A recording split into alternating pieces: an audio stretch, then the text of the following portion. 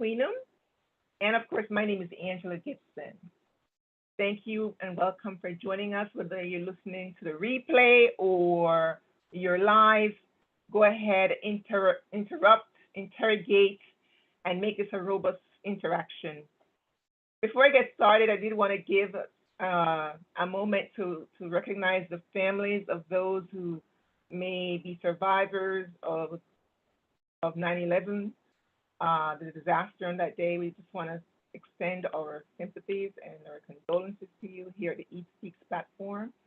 As you know, our platform is to focus on healing, aspiring, and growing.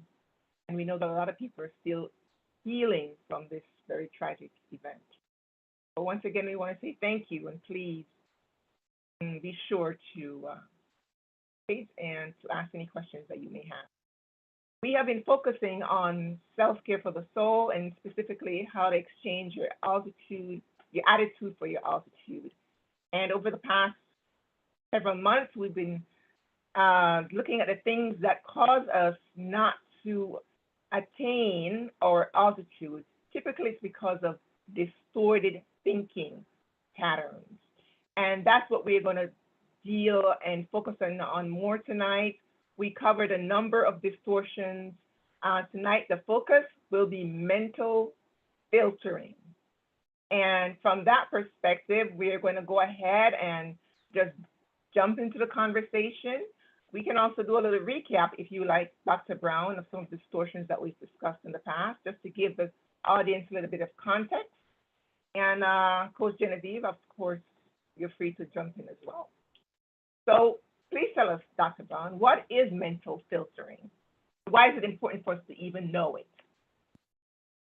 Mental filtering falls under the category of cognitive distortions.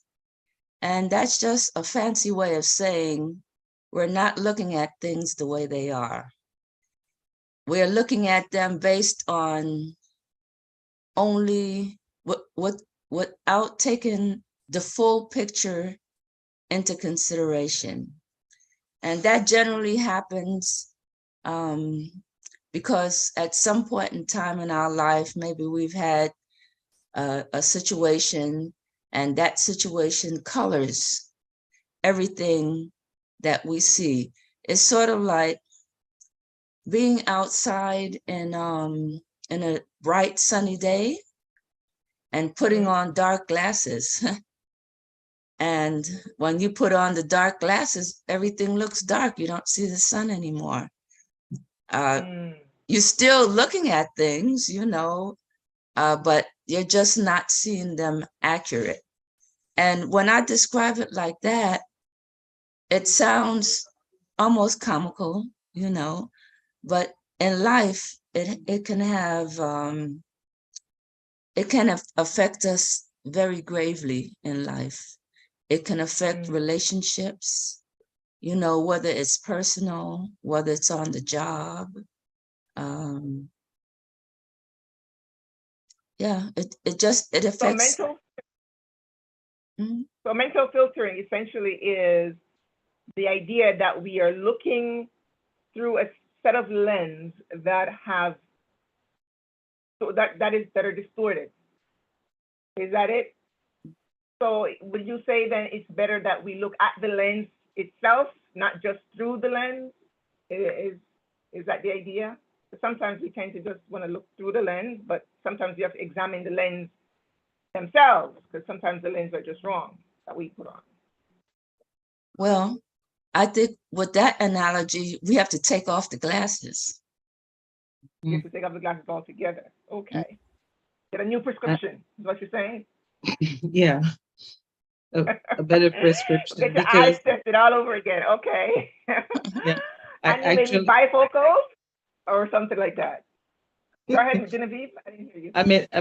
If I understood well, it will be like looking at the situation with the bad lens.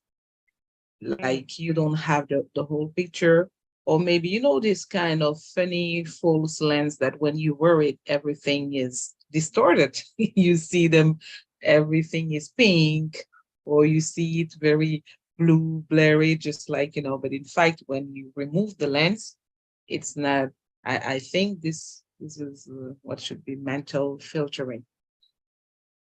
Mm.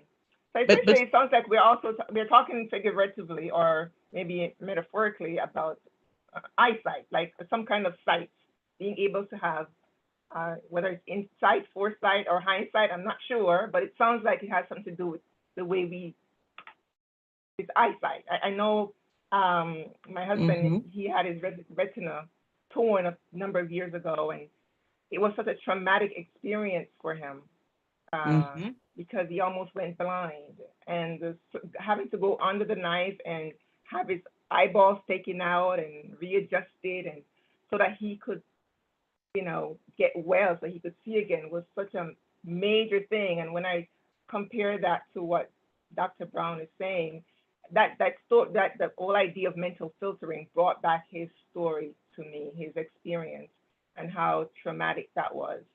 And mm-hmm. so it's very important to make sure that we indeed are seeing through the right lens. Yeah. So, is there a, go ahead, Genevieve, you have a question Yeah. for Yeah, Daniela? I have a question. When we talk about mental filtering, it can be sometimes a little bit close to positivity, because it's like uh, you don't want to see the bad side of the things. And as a Christian, we kind of filter everything that comes in our minds, uh, let's say automatically. So, at what point, Dr. Brown, do you think that mental filtering is a problem? Because it's just like a child who comes and said, "Mommy, I have this burst on my hands, or I see this flies in my room," and you say, "No, it's nothing. You just have to, it's nothing. If I put some oil inside, it will be okay. Or this flies. Oh no, just do like this your hand, and it would go."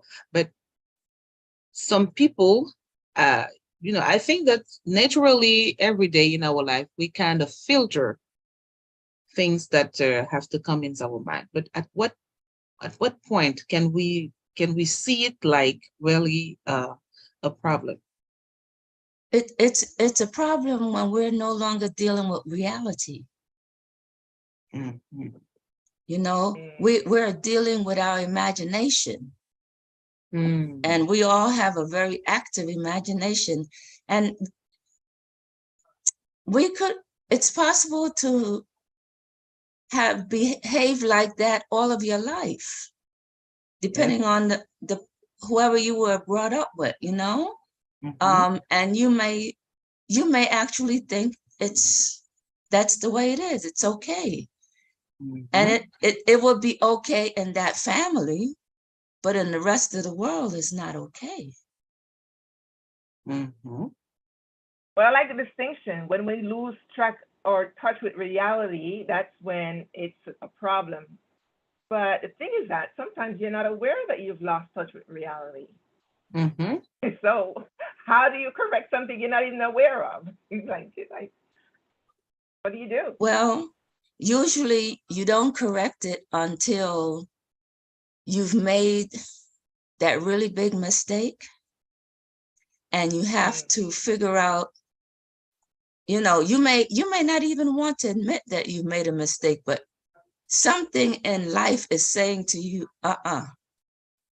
that is not the way it's going to be. And so, under those circumstances, unless you stubbornly want to hold on to the way you see things, you will want to make a change to make your life better. mm. Mm-hmm.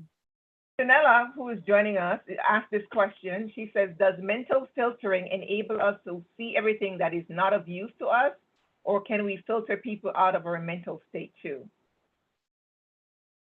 Well, some people you ought to filter out of your mouth, not only your mind, but your whole life. Yeah. If Yep. if they're not there for you, what's the point? Yep. So there is a time when filtering is necessary, and it's good, is what you're saying. There's a Yes. good function or use for filtering.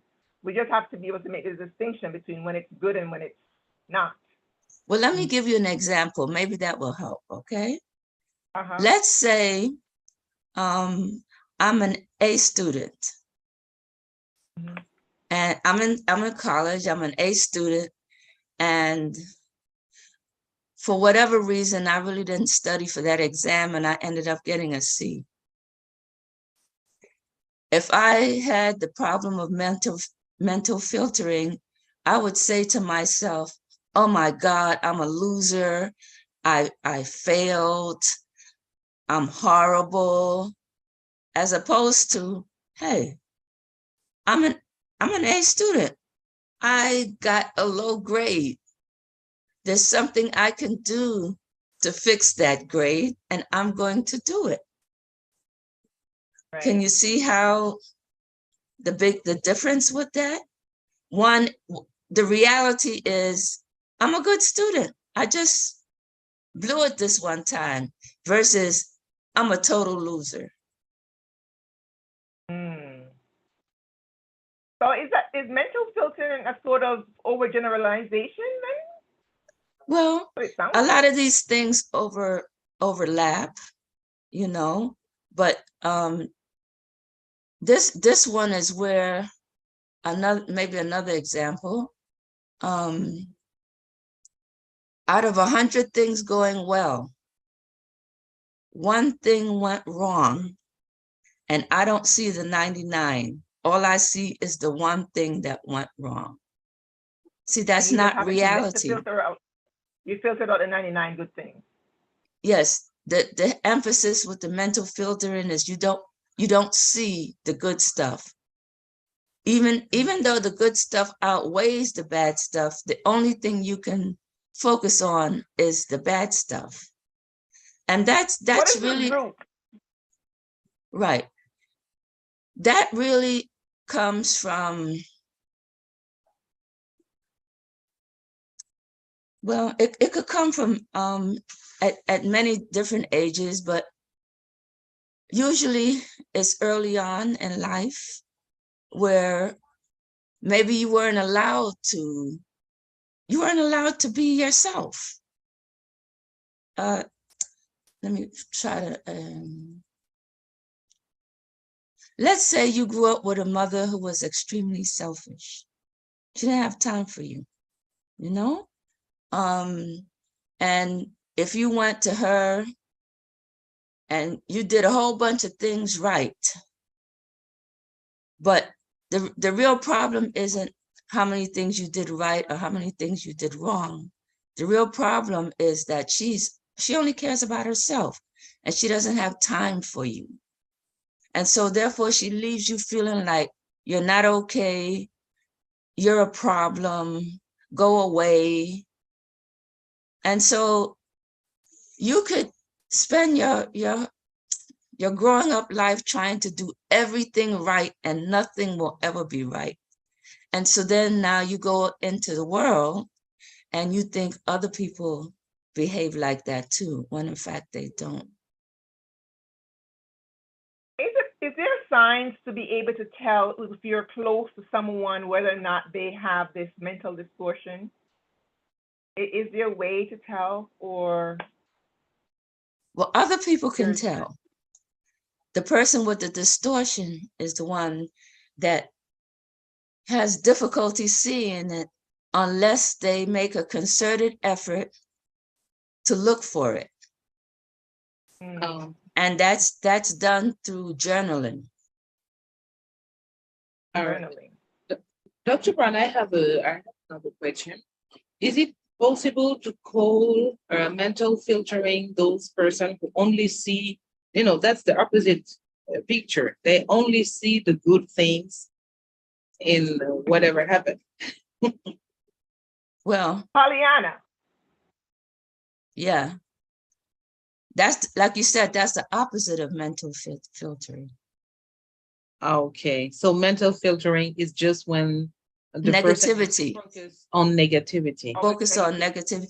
So for instance, let's say you go for an evaluation, you work somewhere and your boss has told you, oh, well, you know, you did so many different things, wonderful, this is great, but this one area here you have to work on. And you ignore all the other things that they said was great. And all you hear is, oh my God, my boss found problems with me. I might lose my job. I'm a horrible worker. That sort of a thing. Okay. Wow. Okay. So I want to welcome Deborah and Deborah and Patricia and Shanella. Thank you for joining us. Please interact. Think of questions that you may want answered. I know sometimes what happens when we hear these terminologies, we're trying to decipher what they mean for our lives. And so the questions may not come as easily. But as we're going along, I hope that you are prompted and you can think of questions to ask that will get some, give you some insight that you didn't previously have. To help you with reaching your altitude. So tell me, Dr. Brown, how does this idea of self-care for the soul dovetail into mental filtering, which then dovetails into reaching our altitude? Okay, that's a very good question. So mental filtering is your soul not working well. And what is your soul? It's your mind, your will, your intellect, your emotions, your imaginations. That's the invisible part of you, but it's very much a part of you. And if that part of you isn't working well, you're not going to feel good about yourself. You'll either attack yourself or you'll attack other people. And that is not the formula for success. Actually, it's the complete opposite. Everybody wants to be loved. Everybody wants to be accepted. And let's say you had a girlfriend. You had a real close, you know, ordinary friend girl, okay? And you liked most things about her, but there's this one thing that she does. I don't know, could be anything. Can you imagine? Think of something that's irritating? When she calls me to talk about, she calls me to talk, you know, every time she calls me, it's only always about her, but she never asks me how I'm doing. How is that? Right. So, well, that's a big one. No, that's a big one. Because that sounds like a selfish, negative person. And we're talking about someone now that's not selfish and not negative, but has faults. You see? Okay. Maybe she chews gum. I don't know. And gum. Yes, chew and popping the gum. Something that maybe a teenager does, and you're a grown woman, you know? Okay. But she does, but she's there, she's loyal, she's for you. Now, something does need to be done about the popping of the gum. That's a real heart-to-heart talk, okay? But if I had a friend like that, and what I did was only see, oh, she's just totally useless. All she ever does is pop that damn gum. I'm so sick and tired of her. I don't want to be bothered with her. You're useless. Wow. Do you see? Yeah, she's using a hammer because. Yes. Okay, kind hammer of for flies. Dramatic person. So for every small things, you okay. Blow it up out of proportion. Okay. Yeah. Yes. Shanella has a question. Can mental filtering have an effect on your relationship with God too? That's a good question. Oh, yes, that's an excellent question. Mhm. Many times it does. And what happens is, let's say you grew up with a dad that, I don't know, he was deadbeat. Let's just say he was dead. He wasn't there for you. And unfortunately, there are women who have grown up in an environment where for generations, at least 3 generations, there were no men. You know, I mean, they have men in their lives, they had sex, they came and went, but no real supportive individual there for you. If you grow up like that, you're gonna have a poor opinion of men. And when you think about God, okay, we see God as a man, a male. And so it would be easy to attribute the very negative things that were a part of your dad. Basically, the main thing is I can't trust him. So, well, why should I trust God? What did he do for me lately, like Janet Jackson? What have you done for me lately? Yeah. And you understand that, well, this person that's talking like that is not somebody who's reading their Bible, because if they were reading their Bible, they would know what God did. And they would know that they can't come to him and treat him like a what do you call it? You know, the ATM. You know, put the right formula in, and he's supposed to give me something. And if he don't give me something, he ain't right. No. You have to go read and find out, what does he say he will do about your situation? And when you read what he says, you come back to him and say, Father, come back with some respect too, show some respect, okay? Well, God, no. Father, Right. humble yourself. You said that when I face this situation, you would be there for me. I'm asking you to show yourself strong in this situation for me. And he will answer. You know why he will answer? Because he said in his word that before even one dot changes, one letter, before anything changes in his word, all of heaven and earth will pass away. Wow. Mm-hmm. But I wonder if God, well, shouldn't wonder. It seems apparent that God knew that we would have issues with mental filtering, which is probably why he went to such great lengths in the scriptures to reassure us and assure us that he loves us, that he has the best for us. Because I think he knew that we would be struggling with filtering in our minds, like thinking he's not up to no good, that we can't trust him or being suspicious of him. Yes. I almost, go ahead. I was going to say, you see, we will take that on as our own personal problem, but it doesn't start out as our personal problem. That is a problem that we have been given. The only one thing that we have is will. Remember, mind, will. Will we accept that or not? And you might ask, well, where, it's me, it's my idea. No. That's the devil. That's the devil MO from the garden. Did God really say that?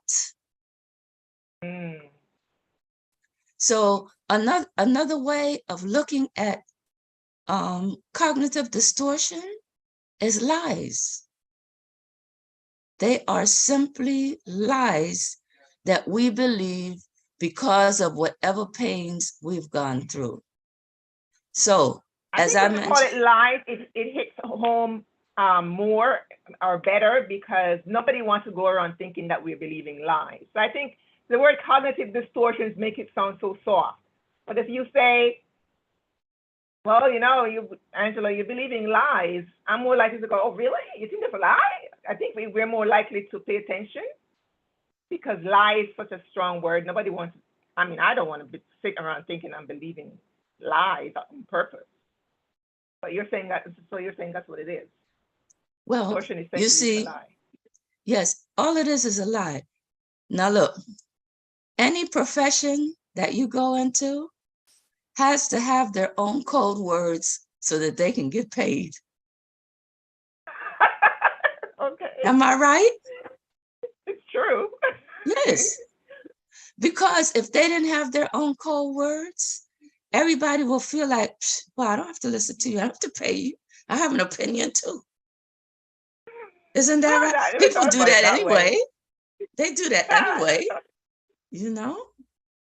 Yeah. Yeah, But I never all thought it about it that way. is lying. Lying to yourself, lying to other people. And if you are lying, you can't end up with the truth. Mm. It's funny how you made the comparison between Eve in the garden Mhm. and mental filtering. Like you made that association because essentially that's what Satan got her to do. She she, Mhm. she filtered out everything, Good. and look how good she had it, and she had it really good. Yes. I mean, You can eat she every got a plush tree garden, all except that one. greenery. Yes. Yes, Every tree except one. cool breeze, all the animals. I mean, she had it made. Yes. And then the lie continued. You see, because that's what Satan is. He's a liar. See? He says to her, oh, you know what? God is holding back on you. He Mm, just doesn't want you to know. I He doesn't want you to be like him. Excuse me. right. When God made Adam and Eve, he said, I made them in my own likeness. So, So they were already like him. yes, yes. yes, That's the point. yes. And to bring it back home to us, Mhm. if we really truly take the time to sit and think about what Jesus did on the cross, at least what he said he did on the cross, which is what I believe. But even if you just think about it, he said, I have paid for all of your sins, everything, before you even was born. So what you Right. running around feeling some kind of way about? You feeling some kind of way because the devil used somebody to lie to you and tell you Mm, you weren't okay. And because of that, you mad. And then you take it out on yourself. Some people do. They do that by doing self-sabotaging things, you know? It's like, I hope you don't have anybody like this, because if you did, it would be very sad if you had a friend like this. That, let's say your friend came to you and said, Angela, I'm having such a hard time. I'm having a hard time financially, blah, blah, blah, blah, blah. Could you really help me out? I know it's not going to, I'm not asking you for something that's going to put you out. And I know you don't owe me anything, okay? But could you help me? And you said, okay, what do you need? And I don't know, I'm just come up with figures. They said, well, I really need $100. And you give them the $100.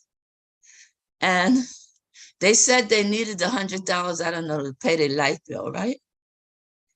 And here come next week, and they back again, and the light bill ain't been paid. What you do with the money? Oh, well, that's sabotage. Self-sabotage. Yes. Yeah. So I cognitive distortion is really a form of, well, it is a self-sabotage. yeah. But you I don't know it. See, you don't, a lot You of don't times you know. really don't know it, you know? but Dr. Brown, I guess that it must have if I can say a time where we can say that this is a cognitive distortion, or a problem of mental filtering, because I guess that in when you have been wounded by something, you kind of filter everything that came in your mind. It's a kind of instinct of protection. That's exactly what it is. Yeah, That's and exactly what it is. You see everything through your wound. exact. So Wow. I guess that we all have this mental filtering at a time in our lives. And then when when we are Christian, we have our own way of coping situation and challenges, and then get out of this situation positively. But if I understood it well, if you stay in this situation, just like what I can call, if you stay in the pit, so this can be a problem of mental filtering. But at the first definition like this, we all experience mental filtering in some way. Yes, we all experience mental filtering in some way. And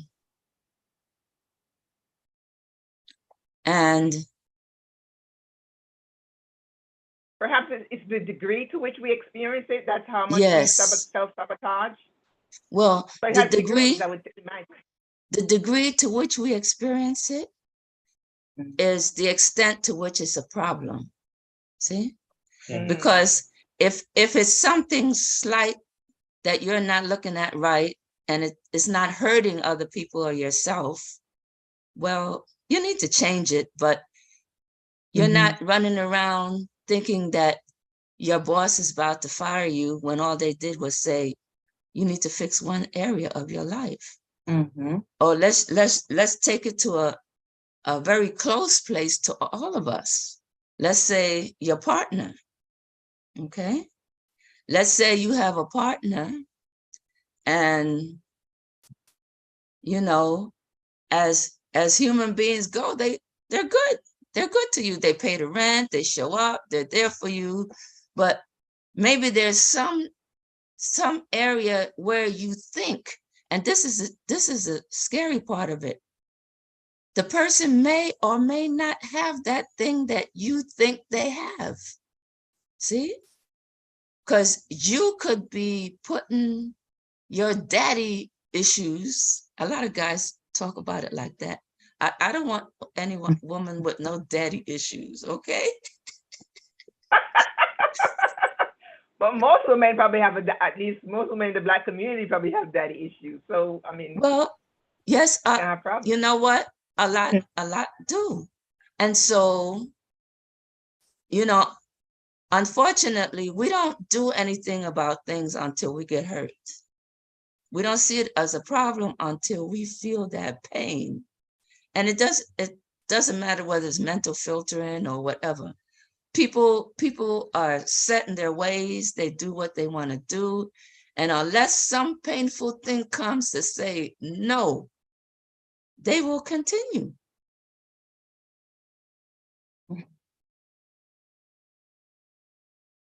So mental filtering, self-care for the soul, attitudes for altitude, they all kind of tie into each other. And the whole point of the eSpeaks platform is really to get us to, you see that icon on the screen with the baby in the middle? It's to get us to have a rebirth, to give birth to new possibilities in our lives, in our character, in our finances, in our relationships, which is really the stickiest area. In our parenting, in our careers. That's the whole point. And if we understand that mental filtering can affect any area of our lives, and being able to have the awareness so that we can address it, I think that's probably the issue. as human beings, I think we are the only species who can practice self-awareness, because we can actually make a concerted effort, and we can make a decision, a deliberate decision, to stand back from our situation and observe ourselves in it. And that is self-awareness. But sometimes we don't even realize that we have this power to stand back like an observer and look at ourselves, look at our lives, and watch ourselves in the moment, something which I've been trying to practice lately. Watch myself in the moment so I can apply this awareness to the situation. And I think if you can speak some about how to get self-awareness so that we can identify cognitive distortion like mental filtering, then that may be helpful to the conversation. Because it's one thing to say, you have to be aware, but sometimes we don't even know how to get the awareness. Yes. Well, one way to get to the awareness is to think about something that you feel very strongly on, something that upsets you to no end. Exactly. Okay? Write it down on a piece of paper.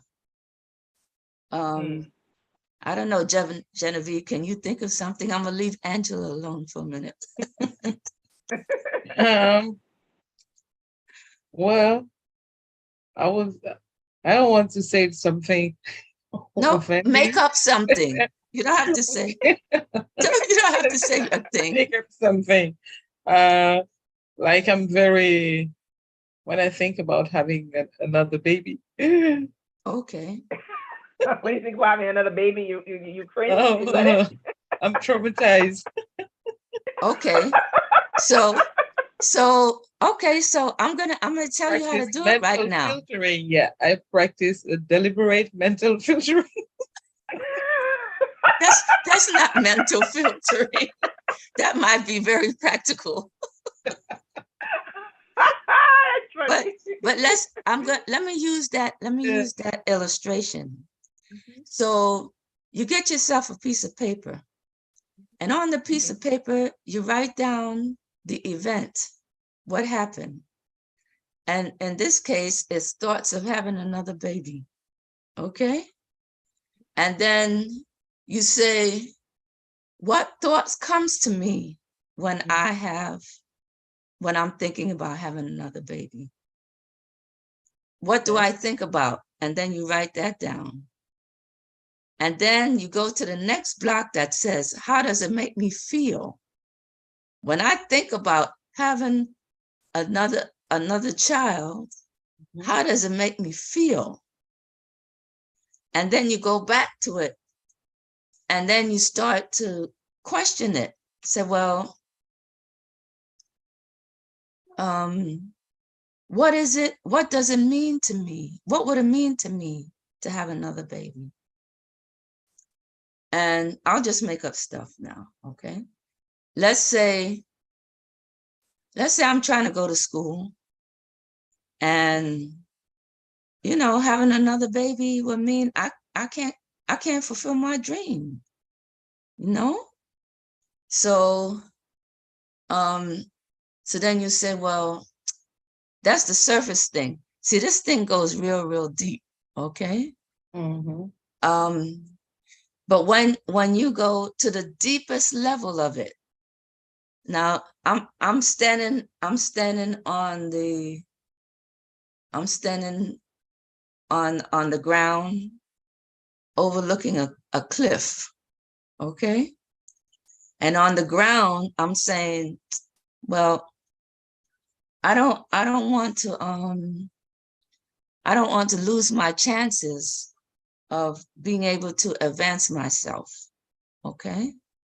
Now, we have to assume that whoever's saying that, we have to put some reality to it.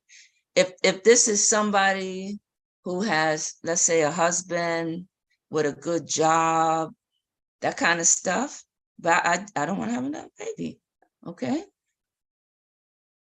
It could be at the bottom of it, I don't really think I'm competent. Yes, I skate through with this one that I have, Dear God, don't give me another one. Because I might mess it up. Okay. That could be, you know, that's at the bottom of it. Okay. Another thing that could be at the bottom of it is, this is like peeling an onion, many layers, right? Another thing could be, you know what? I wanted this child that I have.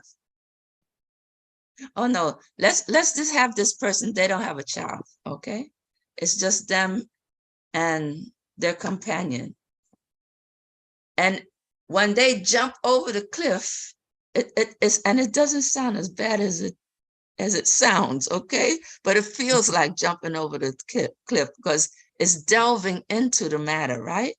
You might find out, you know what?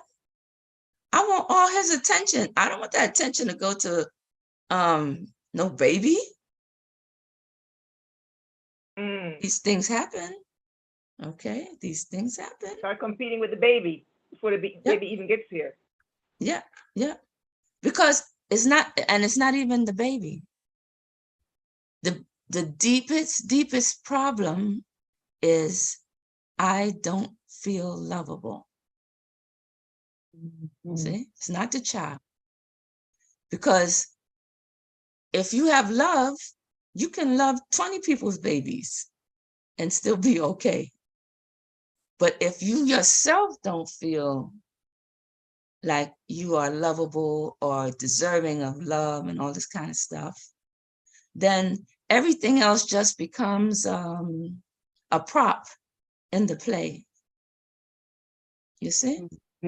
Yeah. So there, I'm sorry? No, go ahead. I'm sorry. I thought you were done. No, go ahead. Well, now I lost my thought. But essentially, you're saying mental filtering, and you have to somehow dissect your level of awareness so that you can know if you're experiencing this distortion, whatever distortion it is. In this case, mental filtering. And then, so the way to get the awareness is to be able to see how you feel about it, how strongly you feel about any issue. That's usually an indicator that you need to take some time to write it down on a piece of paper and ask yourself some questions. How do you feel? And what was the other question? It's more, what does this mean to me? Okay, I feel that way, but what does it mean?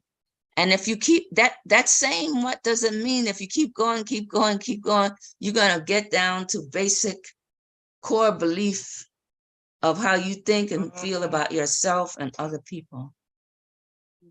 In other words, you're giving yourself therapy. Yes. So it sounds like. It is. And for it to work, it requires not just, well, let's say from my orientation anyway, okay? It requires the therapist and the person to do the work. Why? Because I can guess what I think is in your head, but why should I guess what's in your head when you already know what's in there? And I could guess wrong. That happens. I could go into other psychological things, like maybe I identify with your issue, and so I begin to behave as if, you know, your issue is my issue. Sometimes that happens, like, you know, with people who are even in a therapeutic setting, but didn't do any work on themselves, you know? Let's Sometimes say we don't know what's in our heads, though, so we need the professional. How would a coach help in a situation like this? Can a coach help or be the prerequisite to getting to a therapist? Or when do you know you need a coach versus a therapist? Depending on how bad the distortion is. See? Against the degree. Yes. If you can sit and talk with somebody and they're open, basically there has to be a pretty healthy person that you can say to them, hey, this is what I see, and they don't get mad at you and call you a bunch of nasty names and things, you know? So that's a coach situation. Yes, yes.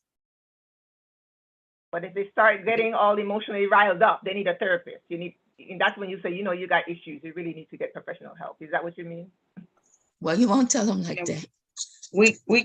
I think You would that just say, No, we won't tell them like that, but that's what it comes down to. Go you would ahead, just Genevieve. say, this situation that you're struggling with is beyond my capability. I think Outside you of my need to scope of talk to, expertise. yes, there you go. yeah, I think that we can also summarize it like you need a coach when you are focused on your future, when you are ready for a life project that is focused on the future. You are able to handle a project for the future.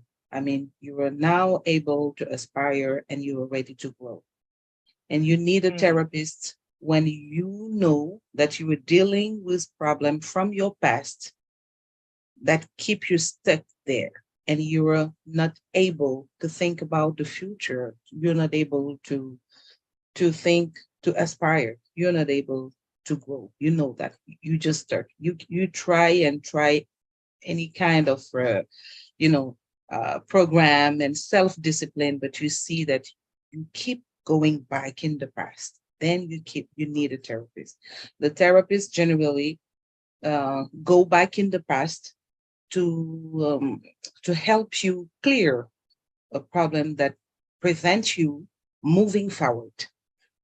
But at the point that you're ready to move forward, then you can have a coach. But if you go and see a coach and then at the discovery session, the coach see that you are not coachable, this is what we call people who are not coachable because they are still stuck in the past. They still have wounds that keeps them in the past. So they cannot, you can try any kind of program with this kind of person. They will never succeed. And this is the problem that many people said, oh, I ever have a coach, but nothing happened. My problem is still here. So what they don't know is that a coach is not here to fix a problem. The therapist helps you fix the problem. A coach is here to help you develop your future and your potential. A coach is a thinking partner, while a therapist, just like the word stated, helps you in a therapy to heal. Then you need a therapist. But the coach doesn't heal anything. Same distinction. Yeah. Well, the other thing too is that sometimes people think they're well when they're not. Exactly. See? And in that case, that's when, if the coach is ethical and caring, because coaches get paid pretty good money. Exactly. Right? So the coach has to be ethical and say to the person, they shouldn't leave not knowing why. Now, they can deny it if you tell them, listen, I think you're not ready for this right now. Seems like you have some things that are blocking you from being able to move forward. And so you probably should go try to address those things that are blocking you and come back when they're not. So the beauty of the Eve Speaks platform is that while we provide coaching, because we have the expertise of the esteemed Dr. Brown, when you come to us for a personalized session, we are coaches, Genevieve and I, if we notice that there is something beyond our scope or our expertise, we will direct you to the over 30 years of experience that we have in Dr. Brown. So we certainly want to encourage you to take the leap to work on your personal development, your growth. You may find that you may need a therapist or not. The point is to get on the journey because growth is not going to come chasing after you. A lot of people are just in the same place that they were 5-10 years ago, and they're wondering what's going on.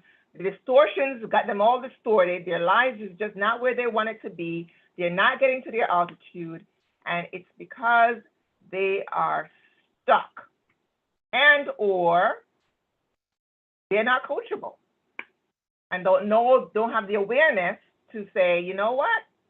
I have a pattern going on in my life. There's a pattern that I need to unravel to figure out what's causing me to stay in this pattern. Too many times we're in the pattern and it keeps repeating and we keep making New Year's resolution like it's like 4 months left in the year, right? Or something like that.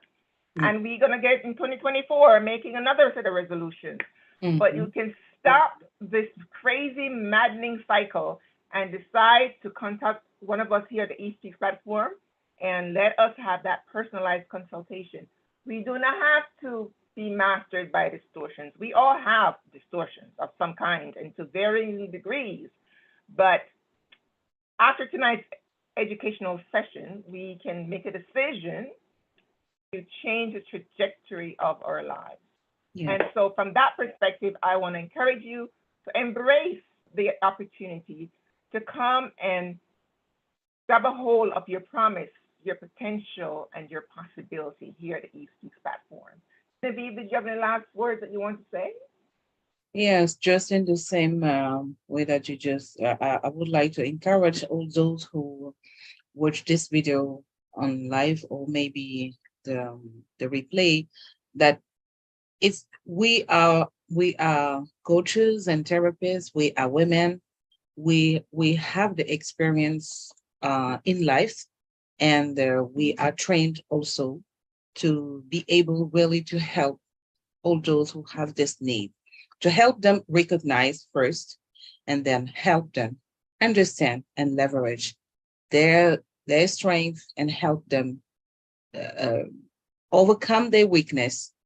We have appropriate tools with the Maxwell disc, for example, and in our free session, in our discovery session, we are able to help them make the distinction between what they really need.